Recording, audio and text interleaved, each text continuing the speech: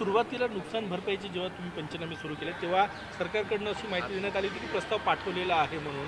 आता सरकार पाठवतेच प्रस्ताव, तो त्यानंतर केंद्रीय पथक येतं आणि ते अंतिम करतं. शेवटी लोकसभेच्या उत्तरामध्ये हे आलं असेल की अंतिम मदत जी असतं त्याचा जो काही फायनल गोषवारा असतो तो गोषवारा प्रॉपर त्या ठिकाणी गेला म्हणजे प्रॉपर ठिकाणी अजून दोघांचे राज्य सरकार केंद्र सरकारचा अजून जो ताळमेळ आहे तो ताळमेळ बसवून त्या ठिकाणी अंतिम मदतीला गेला नसेल किंवा अंतिम करायला गेला नसेल. आज एवढंच आहे की दोघाही आमचं आणि केंद्राचं पाहणी झालेली आहे. मागच्या वेळी तुम्ही बघितलं असाल नगरमध्ये अहिल्यानगरमध्ये सर्वकडे केंद्रीय पथक गेलं, रात्री उशिरापर्यंत केंद्रीय पथक फिरलं. त्यामुळं दोघांची ताळमेळ करून अंतिम प्रस्ताव तो आता